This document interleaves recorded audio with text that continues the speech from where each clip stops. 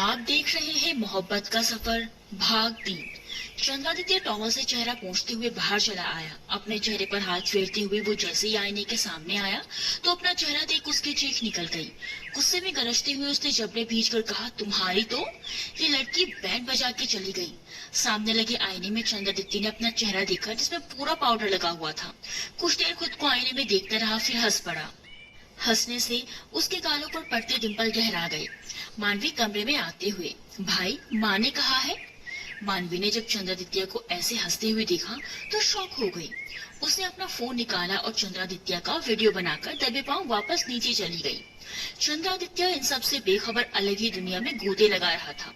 नीचे हॉल में बलराज जी, अरे मीना जी अब हमें चाय तो पिला दीजिए। सुलोचना मासी चाय लाते हुए, जीजा जी हमारे जीजी के हाथ का चाय तो रोज पीते हैं, आज हमारे हाथों का पी लीजिए। बलराज जी चाय का कप लेते हुए, अरे वाह आपके हाथों की चाय, तब तो मजा आ जाए। हेमंत जी ने कहा, सुना भाभी बलराज को तुम्हारी बनाई हुई चीज से उबकाई होने लगती है, कहते हुए मुस्कुराने लगे। बलराज जी हिचकिचाते हुए, तुम यार दोस्त हो या दुश्मन। मीना जी, वो दोस्त हैं तभी ऐसी बातें की हैं, और आपका आज से चाय पीना बंद। मैं भी देखती हूँ मेरी बनाई हुई चाय से कितने दिन दूर रह सकते हैं आप। बलराज जी, अरे मीनू तुम तो सीरियस हो गई, मैं तो बस मजाक कर रहा था। तुम्हारे हाथों की चाय पर मेरा पूरा जीवन टिका है। आधा जीवन काट लिया, आधा और काटना है। आप भी न कहते हुए मीना जी मुस्कुराते हुए किचन में चली गई। उनकी खट्टी मीठी झड़प से सब मुस्कुरा उठे। तभी उपासना बुआ, बलराज जी के दूर की बहन चंद्रादित्य और माधवी की बुआ आई और बैठते हुए कहा, भाई साहब मेरी बेटी सोमभवी आ रही है, कल सुबह आप चंद्रादित्य को एयरपोर्ट भेज दीजिएगा। बलराज जी, हाँ क्यों नहीं उपासना, सोमभवी कितनी छोटी थी तब देखा था उसे, अब तो बहुत बड़ी हो गई होगी। उपासना हेमंत जी की तरफ देखते हुए, हाँ भाई साहब मेरी सोमभवी सब कामों में निपुण है, और मैंने पाला है अपनी बेटी को। तुम्हारे जीजा जी के भरोसे छोड़ देती तो गीत की तरह होती। बिन माँ की पली है, कब कौन सिखाए तौर तरीके। हेमंत भाई साहब तो काम में ही व्यस्त रहते थे। उपासना की बातें वहाँ मौजूद हर किसी को चुभी। हेमंत जी ने सुना तो उसे सोया की कमी का एहसास हुआ। वो मैं अभी आया कहकर उठकर चले गए। तभी बलराज जी ने कहा, मैं जरा मिठाई वाले को फोन करके आता हूँ। मीना जी किचन में आई। उसने प्लेट में पकौड़े डालते हुए कहा, उपासना जी ये आपके लिए।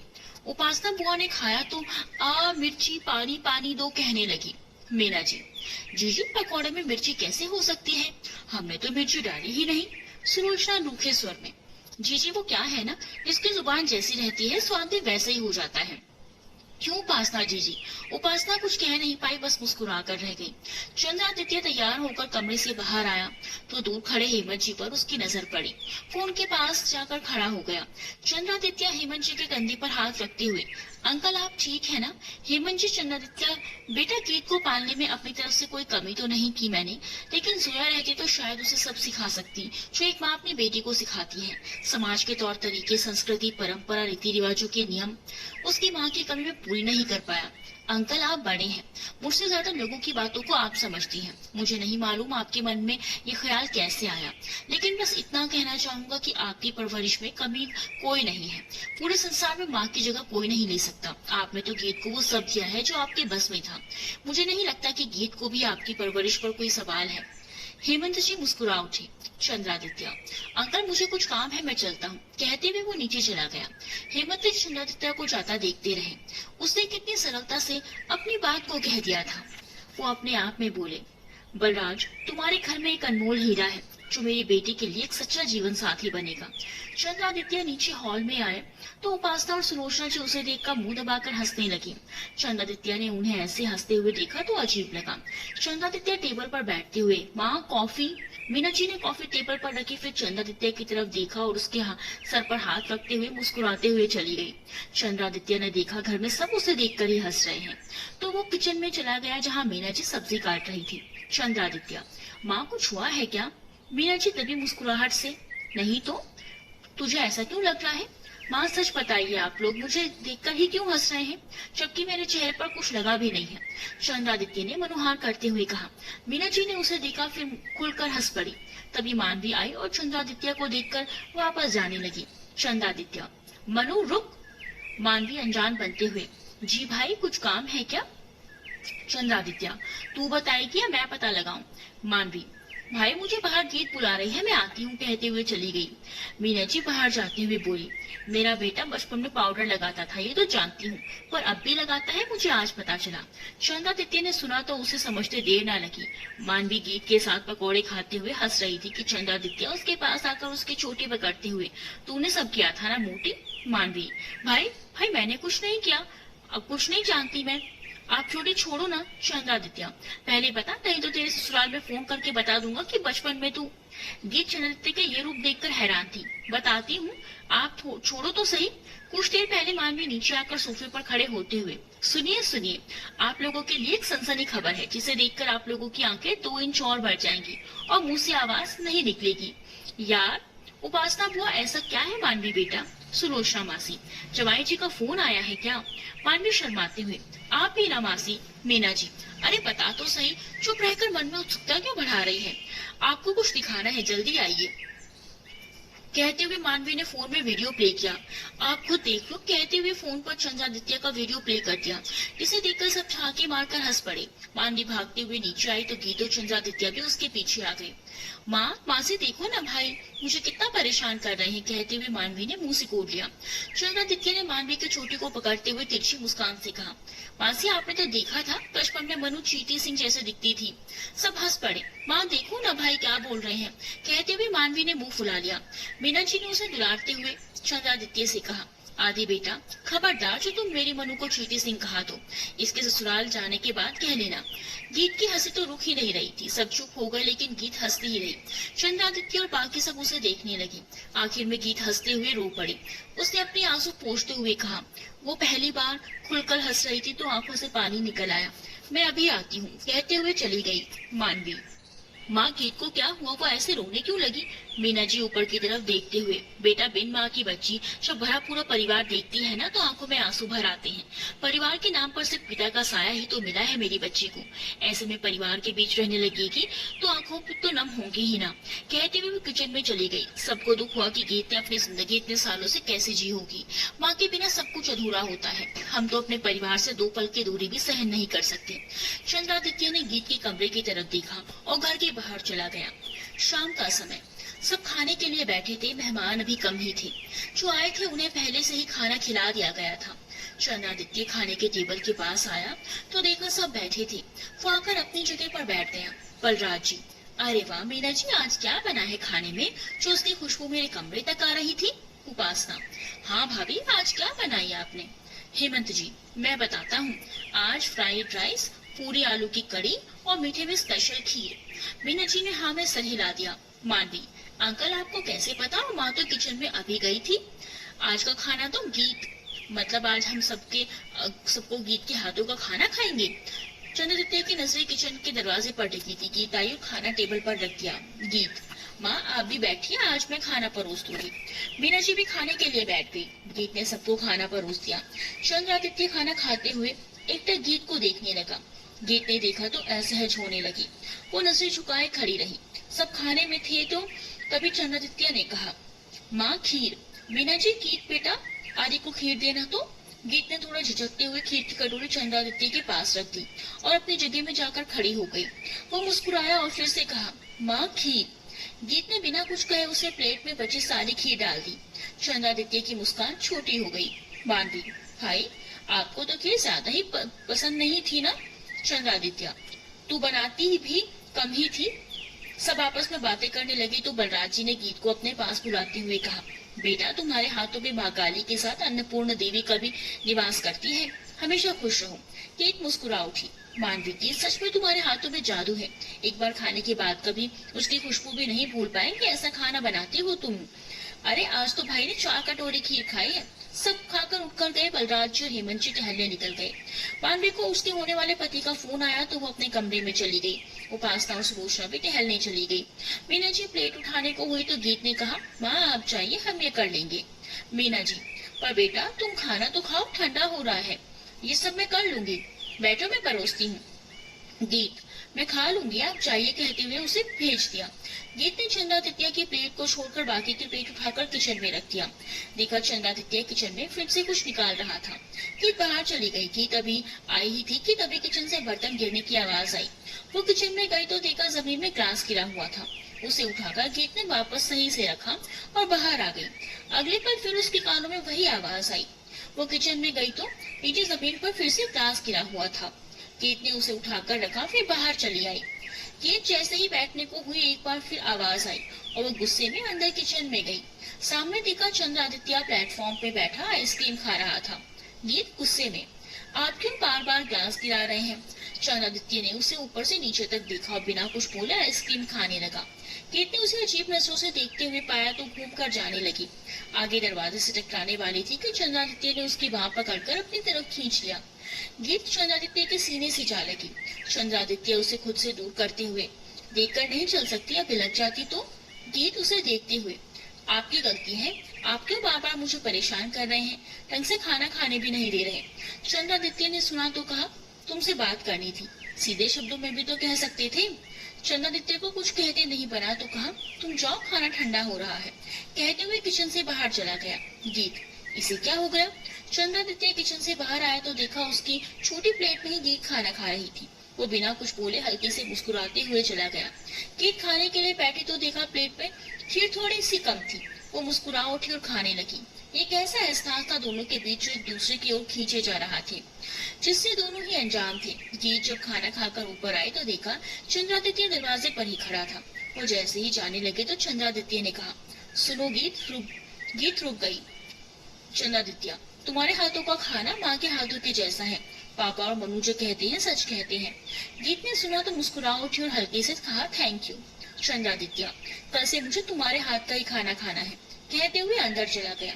गीत मुंह बनाते हुए, अकड़ू कहीं का, ये नहीं कह सकते कि गीत तुम अच्छा खाना बनाती हो। सब घुमाकर बोलना जरूरी था। वो खुद में बड़बड़ाई और सोने के लिए चली गई। अगली सुबह चंद्रादित्य सोकर उठा तो देखा नाश्ता उसके बेड के बगल में टेबल पर रखा हुआ था। उसने एक चिट्ठी लिखी थी, आपका नाश्ता। नीचे मेहमान थे तो माँ ने आपको ऊपर नाश्ता करने के लिए कहा। आप गहरी नींद में थे तो मैंने उठाया नहीं। आज से आपका नाश्ता और खाना दोनों ऊपर ही देने के लिए कहा है माँ ने। चंद्रादित्य पढ़ते हुए मुस्कुरा उठा। अब से रोज गीत जो खाना देने वाली थी, वो उठकर फ्रेश होने चला गया। गीत प्लेट लेने आई तो देखा चंद्रादित्य तैयार हो रहा था। आईने में जब चंद्रादित्य ने गीत को देखा तो कहा, अंदर आ जाओ। गीत प्लेट लेकर जाने लगी तभी चंद्रादित्य का फोन बजा। चंद्रादित्य कान और कंधे के बीच मोबाइल रख आस्तीन मोड़ने लगा। गीत ने देखा तो प्लेट वहीं रख उसके हाथ की आस्तीन चढ़ाने लगी।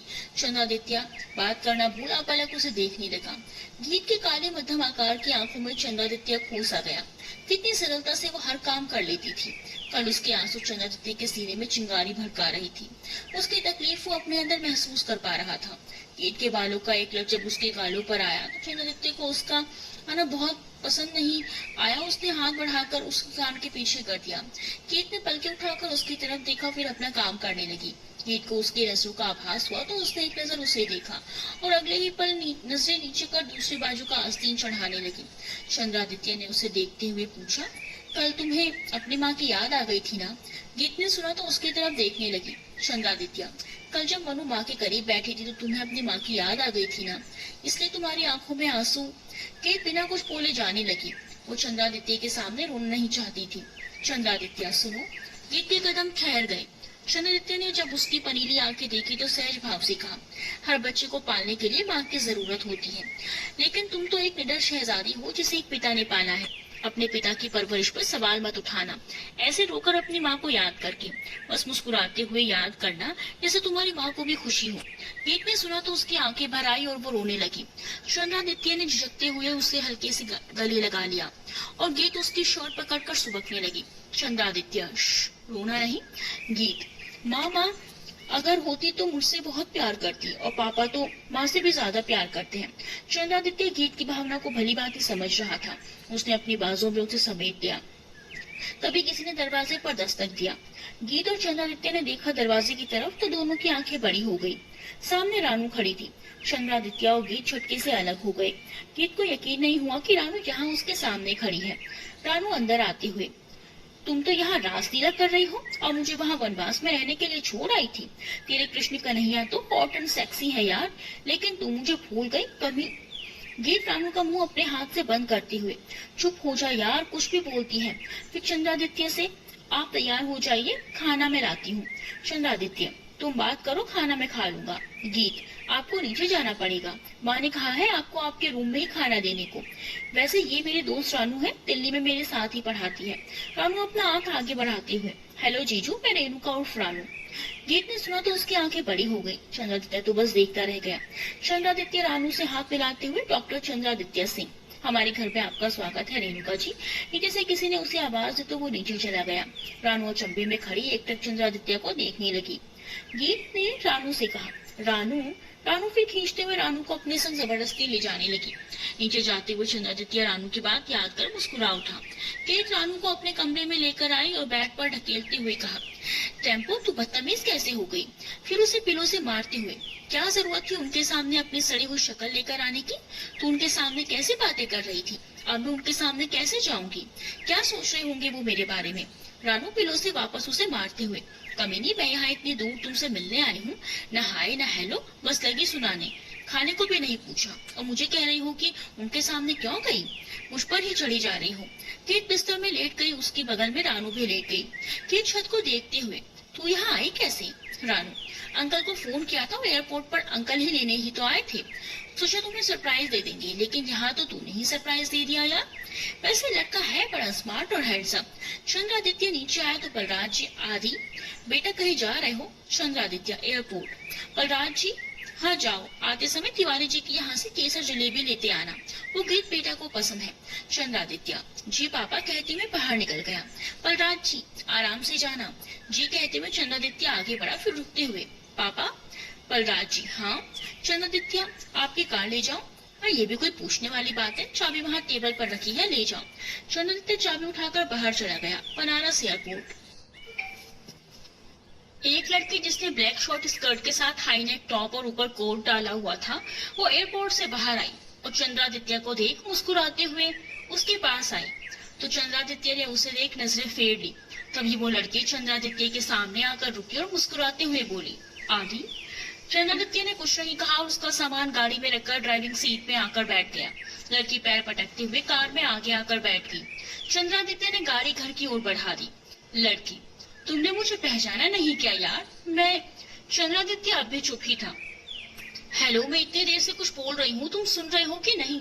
चंद्रादित्य कुछ भी नहीं बोला तो लड़की ने हल्के से चंद्रादित्य के हाथों पर अपना हाथ रख दिया। चंद्रादित्य ने झटके से अपना हाथ हटा लिया। लड़की ने देखा चंद्रादित्य उसकी तरफ देख भी नहीं रहा तो उसने अपनी स्कर्ट को हल्के से ऊपर कर दिया। चंद्रादित्य ने गुस्से में झटके से गाड़ी रोकी और दरवाजे से बाहर निकलकर लड़की को बाहर निकाला और उसका सामान डिक्की से निकाल वही रख दिया और लड़की से कहा, तुम में वो बात नहीं जो मुझे बहका सको और उसके जैसा कोई नहीं जो मुझे दिखा सके। कहते हुए गाड़ी आगे बढ़ा दी। लड़की उसे जाते हुए देखती रही और खुद से कहा, मैं भी देखती हूँ, मेरी इस बेइज्जती का बदला नहीं लिया तो मेरा नाम भी स्वंभवी नहीं। तुमने तो मुझे अकेले में बेइज्जत किया, लेकिन मैंने तुम्हें पूरी दुनिया के सामने शर्मसार नहीं किया तो देख लेना। घर में सब मिलाकर नाच गा रहे थे, इसलिए चंद्रादित्य पर उनकी नजर नहीं पड़ी। चंद्रादित्य गुस्से में घर आया तो सबको सामने मुस्कुराते हुए देख खुद को शांत किया। गीत ने जब डांस करते हुए दरवाजे की तरफ देखा तो चंद्रादित्य ने इशारे में उसे बुलाया। गीत साइड से निकलते हुए जब उसके सामने गई तो चंद्रादित्य ने बिना कुछ कहे अपने हाथ में पकड़े सामान को उसे दिया और सीधे अपने कमरे की तरफ चला गया। गीत खुद से, इन्हें क्या हुआ है? ऐसा लगा जैसे अभी गुस्से में थे। तू भी नगीत कुछ भी सोच लेती है। वैसे इस पैकेट में है क्या? देखूं तो सही। गीत जब पैकेट खोलने लगी तो उसकी नाक में आई खुशबू से पता चल गया कि अंदर क्या है। उसने जल्दी से पैकेट खोला और मुंह में लेते ही खुशी से चीख पड़ी। सब लोग नाचते गाते रुक गए, सब गीत की तरफ पलट गए। हेमंत जी गीत की तरफ आते हुए, क्या हुआ बेटा, तुम ऐसे क्यों चिल्लाई? गीत ने पलटकर देखा तो सब उसे ही देख रहे थे। उसने झेपते हुए अपने हाथ की तरफ इशारा कर दिया। रानू हंसते हुए, केसर वाली जलेबी। फिर गीत के हाथ से एक लेते हुए, ये तो पागल है केसर वाली जलेबी के पीछे, आप सब एंजॉय कीजिए। चंद्रादित्य जो ऊपर से नीचे देख रहा था वो अपने रूम में जाते हुए, पागल दीवानी बट शी इज क्यूट कहते हुए मुस्कुरा उठा। सब मुस्कुरा उठे और नाचने गाने में व्यस्त हो गए, रानू शक की निगाह से देखते हुए। वैसे ये लाया कौन? गीत खाते हुए, चंद्रादित्य। रानू, उसे बड़ा पता है तेरी पसंद नापसंद के बारे में, सच बता क्या चल रहा है? गीत, पागल है क्या? ऐसा कुछ भी नहीं है और ना ही कभी होगा, तू जानती है, और ना चंद्रादित्य ऐसा कुछ सोचते होंगे। तभी बलराज जी उनके पास आते हुए, आदि कहाँ है बेटा? गीत, अंकल वो ऊपर गए हैं। बलराज जी, तुम्हें पसंद आई केसर जलेबी? गीत, हाँ अंकल बहुत अच्छी है, दिल्ली से भी ज्यादा स्वादिष्ट है। बलराज जी उसके सर पर हाथ रखकर, हाँ आदि को कहा था तुम्हारे लिए लाने के लिए। तुम्हें पसंद है ना? गीत मुस्कुराकर, थैंक यू अंकल, आप भी लीजिए ना। बलराज जी, तुम आराम से खाओ, मैं अभी आता हूँ, कहते हुए चले गए। गीत रानू के सिर पर टपली मारते हुए, अब क्या कहेगी, अंकल ने मंगाया था समझी। रानू, पर लाया तो चंद्रादित्य ही है ना। गीत चिढ़ते हुए, जा तू उसी के पास, अब नहीं खाने दूंगी, कहते हुए आगे बढ़ गई। राज्य ऊपर चंद्रादित्य के कमरे में आते हुए, बेटा आदि सोमभवी को लेकर आए नहीं तुम? एयरपोर्ट गए थे ना बेटा? चंद्रादित्य लैपटॉप बंद करते हुए उठते हुए, पापा जी गया था, उसने कहा कि वो अपने किसी फ्रेंड के साथ आ जाएगी। बलराज जी, ठीक है तुम काम करो, मैं जाकर उपासना को बता देता हूँ, कहीं परेशान न हो जाए।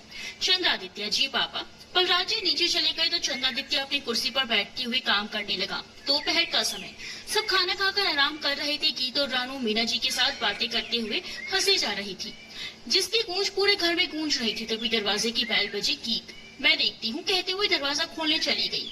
गीत ने दरवाजा खोला तो सामने उसकी ही उम्र की एक लड़की खड़ी थी। गीत शालीनता से, जी आप कौन? लड़की, माय फुट, हटो रास्ते से, कहते हुए अंदर जाने लगी। गीत उसे रोकते हुए, ऐसे कैसे अंदर जाने दूं अपने घर में, पहले बताओ कि तुम कौन हो? मैं जो भी रही हूँ, तुम होते कौन हो मुझसे ये सवाल पूछने वाली गंवार कहीं की? नौकर हो तो नौकर की तरह रहो, मालिक बनने की कोशिश मत करो, समझे तुम?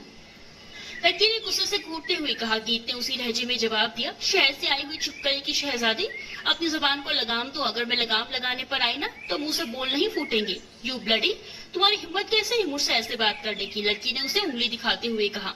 गीत अपना हाथ बांधते हुए, अपनी जुबान से की है, वो भी तुम्हारे 2 किलो के मेकअप से सने चेहरे के सामने। लड़की उसकी ओर कदम बढ़ाते हुए, तुम? तभी मीना जी आते हुए बोली। गीत, क्या हुआ बेटा, और तुम किससे बातें कर रही हो? गीत, माँ वो।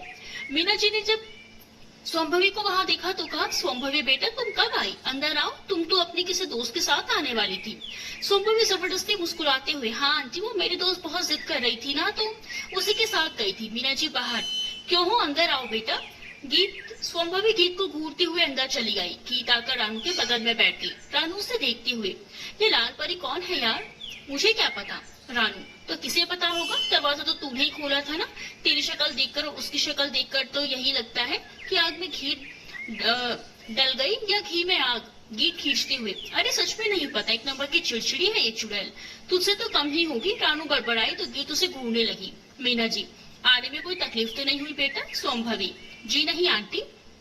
मीना जी उसे गीत और रानू से मिलाते हुए बोली, ये गीत है दिल्ली वाले भाई साहब की बेटी, और ये गीत की दोस्त रानू। सोमभवी उन दोनों को इग्नोर करते हुए, आंटी मम्मी कहाँ है? वो गेस्ट रूम में है, तुम आओ मेरे साथ, कहते हुए मीना जी गेस्ट रूम की ओर बढ़ गई तो सोमभवी मीना जी के पीछे चली गई।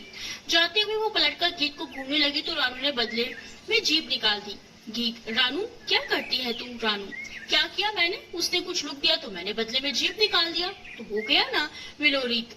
गीत, तेरा कुछ नहीं होगा, विलोम शब्द की विपरीत बुद्धिहीन लड़की, कहते हुए गीत अपने रूम में चली गई। रानू जाने लगी तभी उसका मोबाइल बजा, वो फोन उठाकर बात करने लगी। चंद्रादित्य जब नीचे आए तो देखकर सब जगह फूल ही फूल थे और जमीन पर गद्दे बिछे थे जिसमें सभी लोग खाना खा रहे थे।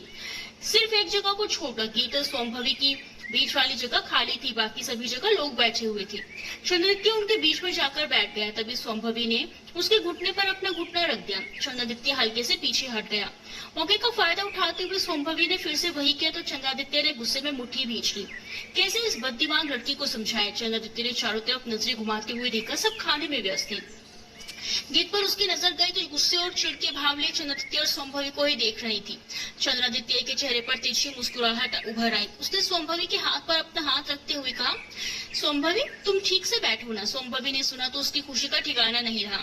चंद्रादित्य इतने प्यार से बात कर रहा था, वो भी उससे जिसे कल बीच सड़क पर छोड़ गया था। लगता है कल मूड ऑफ रहा होगा। उसने कहा, आदि मुझे ये पुलाव खिलाओ ना। गीत ने सुना तो गुस्से में उठकर जाने लगी। तभी चंद्रादित्य ने उसका हाथ पकड़ लिया। गीत उठ नहीं पाई, वो गुस्से भरी नजरों से देखते हुए अपना हाथ छुड़ाते हुए तभी आवाज में बोली, हाथ छोड़िए मेरा। नहीं तो? चंद्रादित्य उसकी आंखों में देखते हुए, नहीं तो क्या? सब लोग हैं, किसी ने देख लिया तो? आप छोड़िए मेरा हाथ। सोमभवी ने देखा कि चंद्रादित्य गीत से बात कर रहा है तो चंद्रादित्य की बाह पकड़ते हुए बोली, आगे आज घूमने चले, मुझे बनारस घूमना है। बलराज जी पास आकर मुस्कुराते हुए, हाँ बेटा, शाम को सोमभवी को बनारस घुमा ले जाना और साथ में रानू और गीत को भी अपने साथ ले जाना। सब घूमने आएंगे लेकिन जल्दी वापस आना। चंद्रादित्य बलराज जी की कोई बात नहीं टालता था, इसीलिए बिना कुछ सोचे हाँ में सर हिला दिया। गीत को पता नहीं क्यों संभवी को इस तरह चंद्रादित्य के साथ देखते हुए बड़ी जलन हो रही थी। वो गुस्से से अपना हाथ छुड़ाते हुए चली गई। चंद्रादित्य हैरान हो गया। उसे नहीं पता था कि उसके हाथ पकड़ने से गीत इतना गुस्सा हो जाएगी। गीत की प्लेट भरी हुई थी, उससे कुछ खाया भी नहीं था। सबने उसे बिना कुछ खाए ऐसे जाते देखा तो शॉक हो गए। रानू ने बात संभालते हुए कहा, आप लोग खाइए। गीत ने कहा था मुझसे कि उसका पेट भरा है, लेकिन मैं ही उसे जबरदस्ती नीचे ले आई थी। हेमंत जी, सच में यही बात है ना बेटा? रानू अपने दांत चमकाते हुए, हाँ अंकल यही बात है। उसकी बात सुनकर सब खाना खाने लगे। चंद्रादित्य संभवी से अपनी बात छुड़ाकर दबी और कठोर आवाज में बोला, एक ही बात तुम्हें बार बार क्यों समझानी पड़ती है? आज के बाद मुझे हाथ लगाया ना तो हाथ खाने के लायक नहीं रहेंगे। चंद्रादित्य सिंह को रिझाना इतना आसान नहीं है। अभी सिर्फ चंद्रादित्य से मिली हो, जिस दिन चंद्रादित्य सिंह से मिल लिया ना, उस दिन ये दुनिया तुम्हें देख नहीं पाएगी। संभवी को पहली बार चंद्रादित्य से डर लग रहा था। वो चंद्रादित्य से थोड़ी दूरी बनाकर बैठ गई। हाँ मेरा हो गया, कहते हुए वो उठकर ऊपर चला गया। शाम का समय चंद्रादित्य तैयार होकर नीचे आया तो देखकर संभवी और रानू ही आए थे। गीत नीचे नहीं आई थी। मनु को शादी तक बाहर जाना मना था। चंद्रादित्य ने रानू से कहा, गीत। रानू बेफिक्री से, वो नहीं आ रही। संभवी, वो नहीं आएगी तो क्या हुआ, हम सब चले। चंद्रादित्य रानू की तरफ देखते हुए, क्यों नहीं आ रही? रानू बोल रही थी उसे नहीं जाना। फिर चंद्रादित्य का मुंह देखते हुए बोली, दिल्ली में कहा करती थी बनारस में ही शादी करके जाएगी और अपने पति के साथ ही बनारस घूमेगी। उसे बनारस घूमने का कितना शौक था, लेकिन पता नहीं क्यों वो नहीं आ रही है। और तो बात बीच में ही बंद करते हुए, आप बुला कर ले आइए, शायद आपकी बात मान जाए। चंद्रादित्य ऊपर चला गया और संभवी रानू को घूरने लगी, जिसे इग्नोर कर रानू अपना फोन चलाने लगी। चंद्रादित्य ने जब देखा कि गीत आंखों पर हाथ रखे बिस्तर पर लेटी हुई है तो वो उसके पास आकर बोला, घूमने क्यों नहीं जा रही? गीत अपना चेहरा फेरते हुए बोली, मन नहीं है। चंद्रादित्य सुबह तो कह रही थी कि घूमना है। गीत विकृत स्वर में, अब मन नहीं है। चंद्रादित्य बेड पर बैठते हुए, तबीयत ठीक है तुम्हारी? गीत, इससे आपको क्या, आप जाइए उसके साथ घूमिए। चंद्रादित्य उसके चेहरे को देखते हुए, किसके साथ? गीत, उसी के साथ जिसके साथ खाते पीते उठते बैठते चिपकते हैं। चंद्रादित्य, तो तुम्हें क्यों जलन हो रही है? और वो कोई पराई थोड़ी ना है, परिवार की ही तो है। गीत ने सुना तो भरे गले से, हाँ तो यहाँ क्यों आए हैं, जाइए यहाँ से। चंद्रादित्य को जब उसकी आवाज भारी लगी तो उसकी तरफ झुकती हुई कहा, रो क्यों रही हो? गीत खुद को रोने से रोकते हुए, नहीं मैं नहीं रो रही हूँ। चंद्रादित्य उसके चेहरे को अपनी तरफ करते हुए बोला, कोई बात है जो तुम्हें परेशान कर रही है? गीत ने अपनी नजरें झुका ली। चंद्रादित्य, किसी से झगड़ा हुआ है क्या? किसी ने कुछ कहा तुमसे? नहीं। तो खाना क्यों नहीं खाई? भूख नहीं थी। सच जानना चाहता हूँ। गीत, चंद्रादित्य, कोई बात जो मुझसे जुड़ी है और तुम्हें तकलीफ दे रही है तो कह सकती हूँ। मेरी गलती पर मुझे सुना सकती हो। मेरी वजह से तुम्हें कोई परेशानी हुई है तो उसके लिए माफ। गीत ने चंद्रादित्य के हाथ पर अपना हाथ रख दिया। आप जाइए यहाँ से। गीत ने कहते हुए उसकी तरफ देखा तो पाया चंद्रादित्य की आंखें लाल थी। वही गीत की आंखें आंसुओं से भरी थी। चंद्रादित्य की तरफ देखते हुए गीत के आंसू बह निकले। चंद्रादित्य ने उसका चेहरा अपनी हथेली में भरते हुए आंसू अंगूठे से साफ किए तो गीत ने अपनी आंखें बंद कर ली। चंद्रादित्य, गीत की आंखें खुल गई। उसने चंद्रादित्य की तरफ देखा। आज पहली बार चंद्रादित्य ने उसे उसके नाम से पुकारा था। गीत को चंद्रादित्य के मुंह से अपना नाम सुनकर कितनी खुशी हो रही थी वो बयान नहीं कर सकती थी। उसके मुंह से अपना नाम सुनकर उसे अपना नाम और भी प्यारा लग रहा था। क्या कहा आपने, एक बार फिर कहिए। चंद्रादित्य उसकी आंखों में देखते हुए, गीत। दोनों की नजरें एक दूसरे पर ही टिकी थी। गीत की आंखें जो आंसुओं से भरी थी वो चमक उठी। उसे चंद्रादित्य का चेहरा धुंधला सा दिखाई देने लगा। चंद्रादित्य उसके चेहरे पर आते जाते भाव को पढ़ने लगा। उसने गीत के कंधों को पकड़ते हुए कहा, गीत खोई हुई सी। 10 मिनट, जल्दी आना, कहते हुए चंद्रादित्य नीचे चला गया। गीत सर हिलाकर उसे देखते हुए, हाँ अभी आई। संभवी, इतनी धूप में मैं बाहर नहीं खड़े होने वाली। कहीं मेरे चेहरे पर डार्क सर्कल्स आने लग गए तो? नहीं। रानू ने जब उसे खुद से बातें करते देखा तो वो बोली, ये परकटी चुड़ैल क्या क्या बड़बड़ाए जा रही है। इतनी भी तो सुंदर नहीं है जो हल्के से धूप में घुमाल कर काली हो जाए। ऐसी लड़कियों के नखरे ही चोंचले भरे होते हैं। चंद्रादित्य बाहर आए तो संभवी से अकेले देखकर खुश हो गई कि गीत नहीं आएगी। तो मुस्कुराते हुए जाकर कार की फ्रंट सीट पर बैठ गई। वो जब कार में आकर बैठी तो संभवी को सामने बैठे देख बोला, तुम पीछे बैठो। संभवी मुस्कुराते हुए, क्यों, मैं तो यहीं बैठूंगी। चंद्रादित्य दरवाजा जोर से बंद करते हुए, तो फिर जाओ अकेले। उसने इस तरह से दरवाजा बंद करने से संभवी थोड़ी डर गई, तो वही रानू ने भी अपने मुंह पर हाथ रख लिया। फिर कुछ सोचते हुए चंद्रादित्य ने कहा, ठीक है बैठी रहो, कहते हुए वो भी आकर ड्राइविंग सीट पर बैठ गया। बैठे बैठे वो गीत के बारे में सोचने लगा कि कैसे एक छोटी सी बात पर आंसू बहा रही थी। पागल, ये लड़की भी ना कभी समझदारी वाली बातें करती है तो कभी बेवकूफी भरी। पता नहीं ये लड़की मुझे समझ में क्यों नहीं आती, वो झांसा देती है हर बार। लेकिन आज उसकी आंखों में मेरे लिए शिकायत क्यों नजर आ रही थी? जिस तरह उसकी आंखें भरी हुई थी वो मुझे क्यों बार बार नजर आ रही है? मैं क्यों उसके नजदीक चला गया? मुझे क्या पड़ी थी उसे मनाने की? उसके ना जाने से मुझे इतना फर्क क्यों पड़ रहा था? चंद्रादित्य, तुझे क्या हो रहा है? वो कार में बैठा खुद से बातें करता रहा, फिर दरवाजा खोलकर बाहर निकल आया और गेट की ओर देखने लगा।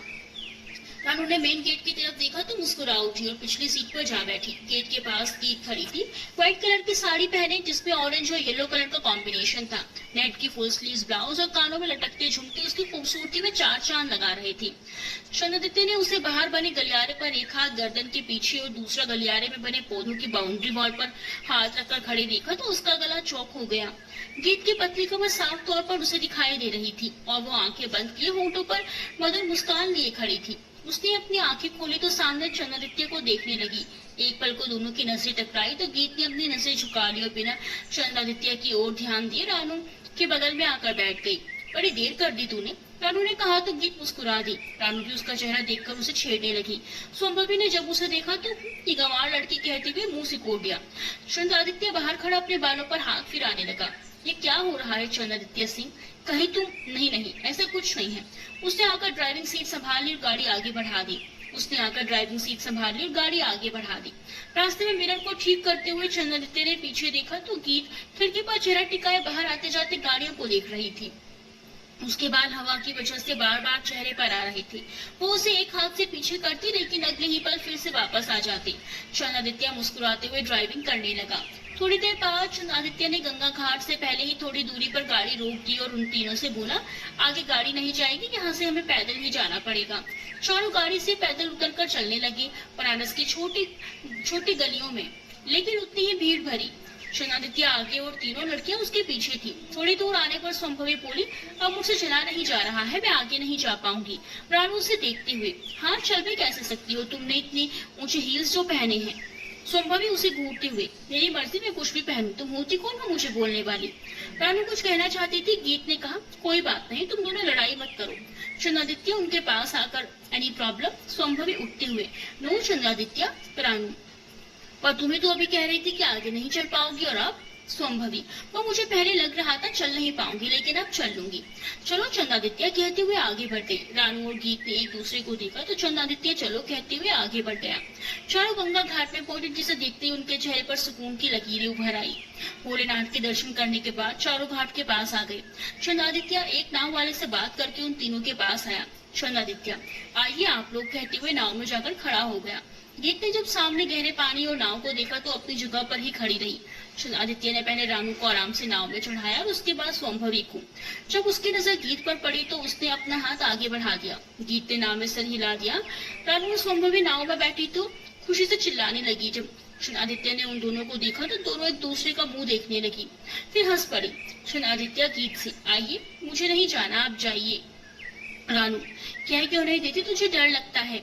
गीत उसे आंखें दिखाते हुए, मुझे नहीं लगता डर, समझी तू? रानू, तो फिर आ जाना यार, कितना मजा आएगा यार। गीत, नहीं मुझे नहीं जाना। चंद्रादित्य ने देखा गीत को पसीने आने लगे हैं और उसके चेहरे पर बेचैनी साफ नजर आ रही थी। संभवी, अगर नहीं आना चाहती तो जबरदस्ती मत करो। चंद्रादित्य नीचे उतर गया और नाव वाले से कहा, इनको 2-3 राउंड घुमाकर यहीं पास में उतार देना। हाँ कहते हुए नाव वाले ने नाव को आगे बढ़ा दिया। संभवी मन महसूस कर रह गई। कहा वो चंद्रादित्य के साथ समय बिताना चाहती थी, लेकिन यहाँ सब उल्टा हो गया। रानू से मुंह बनाते देख, तुम बचपन से ऐसी ही हो क्या? संभवी, तुम्हारे कहने का क्या मतलब है? रानू जीभ दिखाकर, ऐसे नकचड़ी। संभवी गुस्से से उंगली दिखाते हुए, तुमने मुझे नकचड़ी कहा? How dare you! वैसे ही जैसे तुमने मुंह बनाया। रानू से चिढ़ाती रही तो संभवी चिढ़कर उससे मुंह मोड़कर बैठ गई। रानू उसकी फोटो लेते हुए, wow, she is very beautiful. Ranu को मोबाइल में देखते संभवी ने पूछा, क्या देख रही हो? रानू, तुम्हें क्या? संभवी उदास हो गई तो रानू उसके गले पर हाथ रखते हुए बोली, यार तुम तो छोटी छोटी बातों पर ही गुस्सा हो जाती हो। इतने बड़े होकर ये देखो। कहते हुए उसने कुछ फोटो दिखाए जिसमें वो वास्तव में बहुत सुंदर लग रही थी। फिर क्या, दोनों फोटो लेने और रील्स बनाने में व्यस्त हो गई। दोनों कुछ वक्त के लिए भूल ही गई कि दोनों में कुछ देर पहले तू बातें भी हुई थी। घाट के पास चंद्रादित्य गीत के पास आकर खड़ा हो गया। गीत, आप क्यों नहीं गए? आपको अकेले कैसे छोड़ सकता था? वैसे भी वो दोनों साथ थी और आप अकेली। गीत घाट की सीढ़ी पर बैठते हुए, कितना सुकून है ना इस जगह में। चुनादित्य उसके चेहरे को देखकर चुनादित्य उससे थोड़ी दूरी पर बैठते हुए सामने देखने लगा। गीत उसके चेहरे को देखने लगी। चंद सूरज की किरणें उसके माथे पर पड़ रही थी। गीत खड़े होते हुए उसके सामने जाकर खड़ी हो गई, इससे धूप चुनादित्य के ऊपर ना पड़े। चुनादित्य ने जब सामने देखा तो मुस्कुरा उठा। गीत उसे मुस्कुराते हुए देख मन में, क्या दिलकश मुस्कान है आपकी। चुनादित्य, जब सामने आप खड़ी हो। गीत, आपने कुछ कहा क्या? नहीं। और आपने? गीत, नहीं। गीत चंद्रादित्य की तरफ देखते रही और चंद्रादित्य भी उसे। तभी गीत ने अपनी नजरें हटाई कि उसे पीछे देखते ही दौड़ पड़ी। गीत को ऐसे अचानक पीछे देख दौड़ते हुए वो हैरान रह गया। उसने पीछे पलटकर देखा तो गीत पान के ठेले पर जाकर खड़ी हो गई थी, लेकिन वहां और भी लोग थे जिस वजह से उसे जो लेना था लेते नहीं बन रहा था। चंद्रादित्य ने देखा तो मुस्कुरा उठा। सिंह, जान जाएगी कभी तेरी। कहते हुए वो भी गीत के पास आ गया। वो उसे हटाते हुए दुकानदार से बोला, चाचा एक पान बना दो। गीत उत्सुकता से बस पान बनाने वाले को ही देख रही थी। पान बनाकर दुकानदार ने चंद्रादित्य को दिया तो उसने पैसे देकर गीत का हाथ पकड़ लिया और साइड में आ गया। गीत बिना कुछ बोले उसके पीछे चली आई। चंद्रादित्य उसे पान देते हुए कुछ कहने ही वाला था कि गीत अपना बड़ा सा मुंह खोले आगे कर देती है। उसे मुंह खोले देख उसके हाथ रुक गए। गीत मासूमियत से, खिलाओ ना, मैंने कभी खाया नहीं है। उसे पकड़ूंगी तो गलती से गिर गया तो फिर वेस्ट हो जाएगा ना, प्लीज खिला दो। चंद्रादित्य आसपास देखने लगा, फिर उसके मुंह में पान डाल दिया। मुंह में पान पड़ते ही उसकी आंखें बंद हो गई। उसके होंठ के बगल से पान का रस मुंह से बाहर निकल आया। चंद्रादित्य ने उसे देखा तो कहा, तुम्हारे मुंह से। गीत ने जैसे सुना ही नहीं हो। जारी है।